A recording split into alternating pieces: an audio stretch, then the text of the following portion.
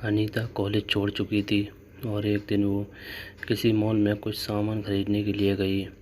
तभी वहाँ उसने एक कॉलेज का पुराना दोस्त दिनेश मिल गया। तो दिनेश अनीता से कहा, ओह हेलो अनीता, तुम कैसी हो? कॉलेज छोड़ने के बाद हम सभी दोस्तों को भूल ही गई। तभी अनीता ने थोड़ा शर्माते हुए कहा कि नहीं दिनेश, दरअसल मैं किसी को भी नहीं भूली, बस बात यह है कि मुझे टाइम ही नहीं मिलता। तभी दिनेश ने अनीता को ऊपर से लेकर नीचे तक उसे घूरकर देखने लगा और अनीता को देखकर वो अपने मन में ये सोच रहा था कि वाह कितनी सुंदर है अनीता, इसका तो नंबर लेना ही पड़ेगा। वैसे अनीता शुरू से ही बहुत ही भोली लड़की थी और ये बात दिनेश जानता था। दिनेश कॉलेज टाइम से ही बहुत ही फ्रॉड लड़का था, लेकिन ये बात अनीता को बिल्कुल नहीं मालूम थी। तभी दिनेश ने अनीता से कहा कि अनीता चलो एक कप कॉफ़ी पीते हैं। तो अनीता ने मना किया, लेकिन दिनेश ने कहा कि यार पता नहीं फिर हम कब मिलेंगे, चलो ना यार। तब दिनेश ने उसका हाथ पकड़कर कॉफ़ी पिलाने ले गया और अनीता मना ही नहीं कर पाई। तभी दोनों ने कॉफ़ी पी ली। फिर अनीता जाने लगी, लेकिन दिनेश ने अनीता से बड़ी ही चालाकी से उसका नंबर भी मांग लिया और अनीता ने दिनेश को भी अपना नंबर ना जाने क्यों दे दिया। तब अनीता ने वहाँ कहा कि दिनेश अब मैं चलती हूँ, शायद मुझे बहुत देर हो गई है, घर पर सब मेरी राह देख रहे होंगे। तो दिनेश ने फिर से अनीता का हाथ पकड़कर कहा, अरे यार प्लीज़ अनीता रुको तो सही, इतने दिनों में हम मिले हैं, 5 मिनट रुक जाओ बस। अच्छा ये बताओ कि तुम्हारा अब तक कोई बॉयफ्रेंड है या नहीं, या अभी तक तुम यूं ही शर्माती रहती हो? तो अनीता ने दिनेश से कहा कि नहीं दिनेश, मेरा कोई भी बॉयफ्रेंड नहीं है। तभी दिनेश ने चांस मारते हुए उससे कहा, अरे अनीता तुम तो इतनी ज़्यादा खूबसूरत हो, फिर भी तुम्हें आज तक किसी ने भी प्रपोज़ क्यों नहीं किया? इस बात से अनीता थोड़ा उदास हो गई। इतने में ही दिनेश ने अनीता के कंधे पर हाथ रखते हुए कहा कि तुम चिंता मत करो अनीता, अब जल्दी ही तुम्हारी ज़िंदगी में एक बॉयफ्रेंड आने वाला है और वो तुमसे बहुत ही ज़्यादा प्यार करेगा। और दिनेश ने अनीता के हाथ पर हाथ रख दिया और जैसा अनीता के अंदर रोम तो कभी उसे हार्ट या किसिंग वाले मैसेज भेज रहा था और अनीता को कहीं ना कहीं डर लग रहा था। लेकिन दिनेश ने उसको कहा कि अरे यार तुम तो कुछ भी नहीं, मेरे दोस्त की गर्लफ्रेंड तो रोज़ ही उसे एक किस देने एक बगीचे में जाती है और वो तो अपने घर वालों को तो कुछ भी नहीं समझती। इस बात से अनीता का हौसला बहुत ही ज़्यादा बढ़ गया। एक दिन अनीता के घर पर कोई भी नहीं था।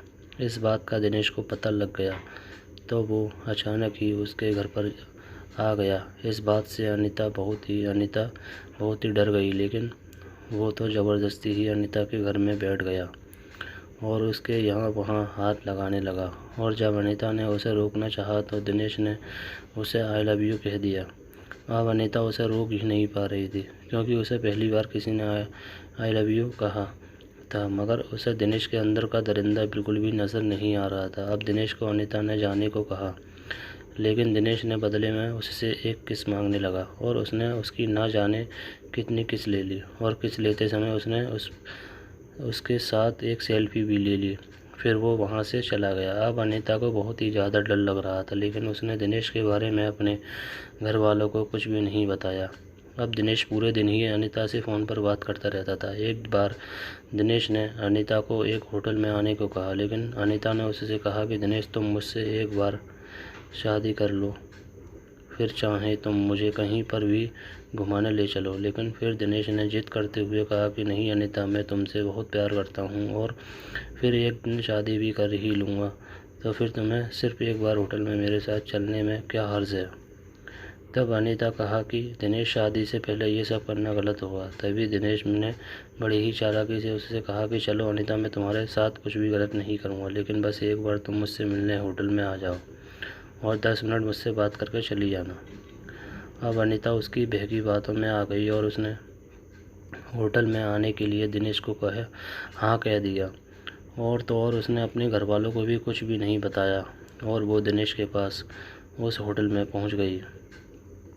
और जैसे ही अनीता वहां गई तो दिनेश ने उसे एक कोल्ड ड्रिंक में नशे की दवा मिलाकर पिला दी और अब धीरे धीरे उसे नशा होने लगा।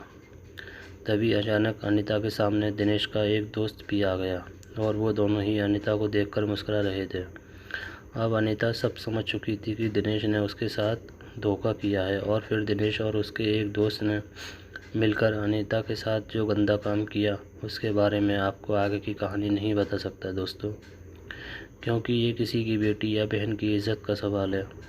लेकिन ये कहानी मैंने आपको इसलिए सुनाई है क्योंकि अनीता जैसी ही मेरी बहनें बार बार ऐसी ही गलती क्यों करती हैं। मैं उन्हें सच्चा प्यार करने से नहीं रोक रहा, मैं तो बस उनको उन दरिंदों के जाल में फंसने से रोकना चाहता हूँ जिन्होंने न जाने कितनी ही बार अनीता जैसी लड़कियों को अपना शिकार बनाकर उनका जीवन बिल्कुल ही बर्बाद कर दिया है। ये हिंदी कहानी भी पढ़े बड़े बड़े पहले खाऊंगा, इसलिए मेरी प्यारी बहनों प्यार करो मगर सच्चा। और हाँ, अगर कोई लड़का आपको शादी से पहले होटल में या किसी अनजान जगह मिलने को कहे तो समझ जाना कि आपकी इज़्ज़त और आपका जीवन बहुत ही ज़्यादा खतरे में हो सकता है। और अगर आपको आपके बॉयफ्रेंड पर पूरा विश्वास भी हो तो प्लीज़ एक बार अपने घर वालों या किसी भी नज़दीकी सहेली से सलाह ज़रूर लें ताकि आपका जीवन हमेशा सुरक्षित रहे। धन्यवाद। आपको ये कहानी कैसी लगी नीचे कमेंट कर हमें ज़रूर बताइएगा। अगर आपको ये कहानी पसंद आई हो तो अपने दोस्तों के साथ ज़रूर शेयर करें और ऐसी ही प्यारी कहानियाँ सुनने के लिए हमारे YouTube चैनल से जुड़े रहें। धन्यवाद।